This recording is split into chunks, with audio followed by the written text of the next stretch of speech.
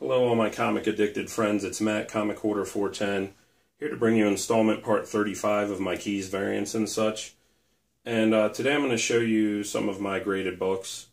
I guess it was about 2 years ago I did a video of the CGC books I had then, but not only have I acquired more slabs in the past 2 years, I also acquired a high-def camera, so I thought I'd reshoot my CGC books and the ones I've gotten and show them all together.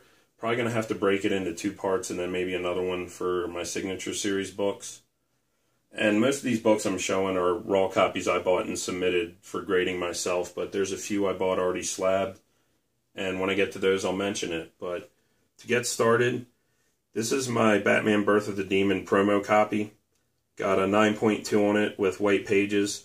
As you can see, it's got a black and white cover, but the interior is the same high quality, thick, glossy color paper stock of the hardcover graphic novel. And I'm not sure how this was distributed, honestly. When I bought it, I was told it was only given out as an in-house giveaway to DC employees, which I don't think is accurate. My buddy Evan Lee, he bought a copy of this in the past year, and they told him that it was a 1 per store giveaway. But more recently, a store owner told me he thought that this was one of the earlier examples of an RRP variant or a Retailer Summit giveaway. And that actually makes a little sense to me because most of the DC RRP variants that I've seen say promotional copy not for sale on the cover like this does. But if anyone knows for sure, I'd be happy if you let me know, and I'm going to have to do some more research on that and find out exactly how it was given out. But glad to have it. Next up, one day I would love to own a first print of Teenage Mutant Ninja Turtles #1, but it's so ultra expensive, I don't know if I'll ever be able to afford that book. But very happy I bought a first print of #2 before it went too crazy, and sent this to CGC a few years back. Got it back at a 9.8 with off-white to white pages, so I was very happy about that. These Turtles first prints are hard to find in high grade for multiple reasons. I mean, it's independently published, it's low print run. I mean, this isn't quite as low print run as #1, but you're still looking at, I believe, like 10,000 to 15,000 copies on this book. But, you know, low distribution. It's an odd size, not quite magazine size, not quite comic size, so a lot of people probably didn't store it properly. And most importantly, the notoriously low quality cover and interior paper stock. So that's also the reason these books are extremely hard to find with white pages. But I'm very glad to have this. And this is also the first appearance of Baxter Stockman and the Mousers. This is my copy of Teenage Mutant Ninja Turtles #3, first print. Bought this back in the 90s. Got a really good deal on it, and you know, I was like in middle school, and I kept this book in nice shape all these years and submitted to CGC a few years ago. Got a 9.6 on it with off-white to white pages. And really like this kind of bluish, greenish ink cover, wraparound cover by Kevin Eastman. And this is my first print of Teenage Mutant Ninja Turtles #4, another really cool green wraparound cover, this time by Peter Laird. I was really happy, got a 9.6 back on this with white pages. Argument could be made for 9.8, but that's how it goes. Really like this wraparound cover by Peter Laird. Happy to have that book. So, next up, Army of Darkness, Ashes to Ashes was the first book that Dynamite Devil's Due did in the Army of Darkness series. And they did a whole bunch of non-incentive alternate covers, and they screwed up everyone's orders. And so when they fixed their mistake and shipped the rest of people's orders, they gave each store a 1 per store variant they called the Thank You Retailer Edition. And I got my store's copy and got it back in 9.6 with white pages. And this cover is by Nick Bradshaw, who later, you know, this book won a Scream Award, and then he later went on to do high-profile work on X-Men, and I know he's at least doing the covers for Uncanny Inhumans that's coming up. These next books were red hot when they came out in 2005. This is my Steve McNiven Spider-Man variant to New Avengers #1. Got it back at a 9.8 with white pages. I believe these variants were 1 in 25, but the first like 6 or 8 variants, whatever they were connected covers. And it was really cool because each one was by a different artist, but they still did connecting covers. And it's one of the earliest examples of connected cover variants by the big two that I can think of. And later on, they put out a reprint of New Avengers #1 that was a virgin cover that combined all the connected cover variants into one image. So I thought that was pretty cool. At one point, not too long after that Spider-Man McNiven variant to New Avengers 1 came out, not too long after it, it was going for $250 to $280. It's since cooled off a whole lot. This is the New Avengers #2 variant of the Sentry by David Finch. Also got a 9.8 on this with white pages.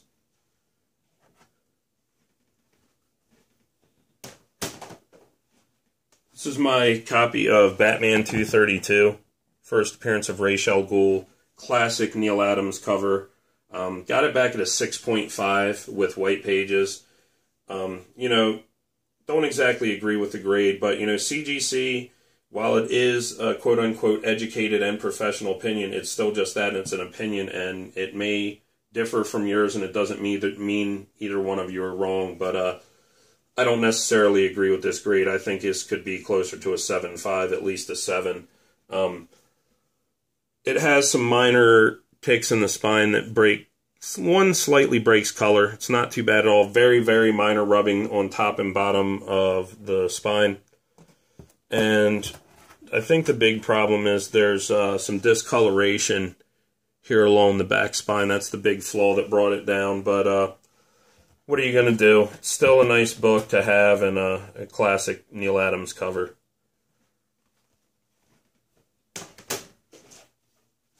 This is Batman the Man Who Laughs, prestige format one-shot, written by Ed Brubaker. I may have to submit this for re-encapsulation because it has crack here. But bought 2 copies of this off the rack, a reader, and submitted this. Got a 9.8 with white pages. Has this beautiful Joker cover by Doug Mankey, and it's a great read.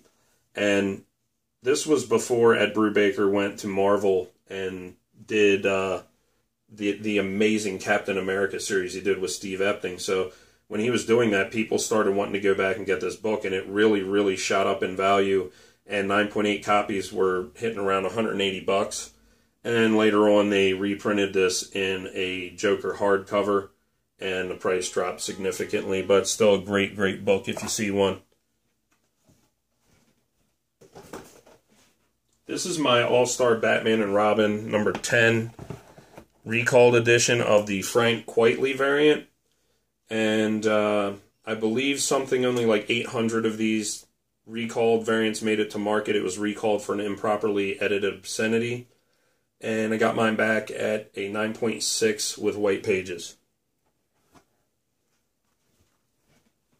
Here's one of the books I bought already slabbed. I think I only paid like 15 or 20 bucks for this because a friend needed some cash and he didn't really care about this book. But I bought it because it's a 9.8 copy with white pages of the Marvel Knights Black Panther #1 Assad Ribic variant. Just a beautiful cover of Cap and Black Panther fighting, and I got it really cheap and helped my friend out with some cash when he needed it, so everybody went home happy that day. This is Brave and the Bold 159. Got a 9.6 on this with off-white to white pages. A really cool team-up of Batman and Ra's al Ghul, and just a classic cover by the late, great Jim Aparo.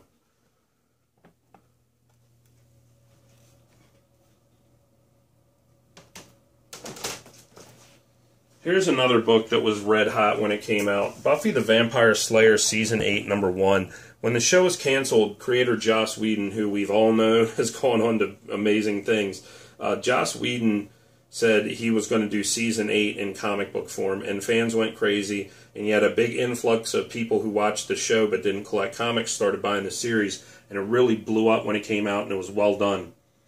This particular variant here is the Dark Horse 100 promotional sketch variant. You could only order it off their website. I believe it was 30 bucks or 40. I think it was 30 though when it came out, and limited to only 1,000 copies, and 9.6s and 9.8s of this book were, around and over the $300 mark when this was hot. But again, this is another book that has really cooled down a lot and gone down a bit, which does happen. Not everything stays hot forever. Next up, this is my Civil War #1 Michael Turner sketch variant. I believe these were 1 in 75s. Maybe 1 in 100, but I think 1 in 75s. And I got this back at a 9.6 with white pages. Again, I think the argument could be made that this is a 9.8 copy. But very glad to have it. This book's heating up, and it also has the death of a lot of the new warriors in this issue. Very glad to have that by the late, great Michael Turner. These next books were gifts to me by my good buddy Ira Comics Quest, and I really appreciate it because it's one of my favorite reads of all time. He sent me extra copies he had that were already signed, and he couldn't get CGC Signature Series, and he got these PGX, and this is the Crow #3 PGX, graded a 9.0 with white pages, signed in 1997 by James O'Barr, and again, thank you so much for these, Ira. So happy to have these in my collection. He also sent me the Crow #4, PGX 9.2 with white pages, signed by James O'Barr in 1997. And these books with their all-black covers are so hard to find in high grade. And it's just an amazing series. It was fitting because it was a Christmas gift, and he threw in Caliber Christmas Special, PGX 9.4 with white pages, and again, all white cover, so flaws are going to show up like crazy on there. Well, I guess not spine ticks as much, but any little scuff or mark is very prevalent on this, and again, rare and high grade, but also got this signed in 1997 by O'Barr. And last but not least, he sent me Caliber Presents 15, PGX 9.2 copy with white pages, also signed by O'Barr, all the way back in 1993. And that's pretty cool. This is the preview of the final issue of The Crow, which Caliber never got to publish. It was published later by Tundra. But that was very cool. Thank you again for those, Ira. Next up, it's my copy of Daredevil 131. Got it back at a 9.2 with off-white to white pages. Has this small chip out of the cover. It might have done a little better. But this is the first appearance of Bullseye. Great, great villain. And my good buddy Vin Crew actually sent me a text yesterday. And apparently, they're in the process of casting Elektra for the Daredevil Netflix series. And they're also casting Bullseye, and the rumor is they're in discussions with Jason Statham to play Bullseye. So this could be one book to watch, and either way, it's a great book to have in your collection.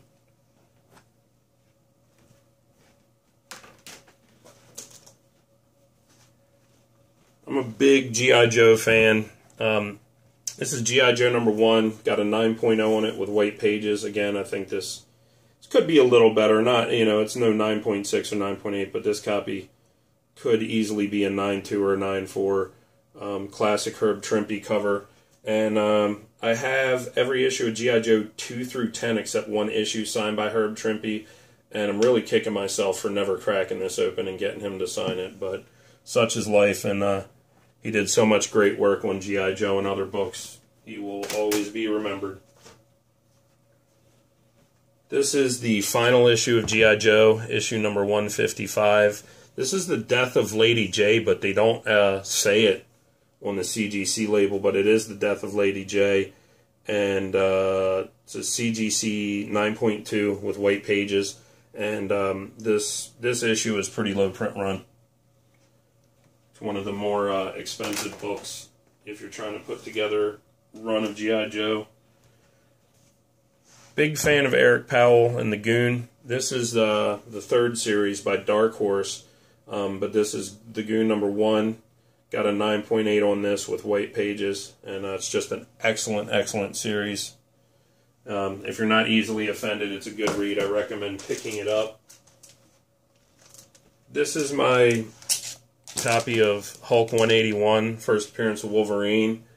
Bought this raw, I want to say maybe 12 years ago, and submitted to CGC. Was very happy. It came back at a 9.2 with off-white to white pages. But just a great book, and it seems to go up every year, so I'm glad I got a nice copy when I could afford to, because it's kind of out of my price range now.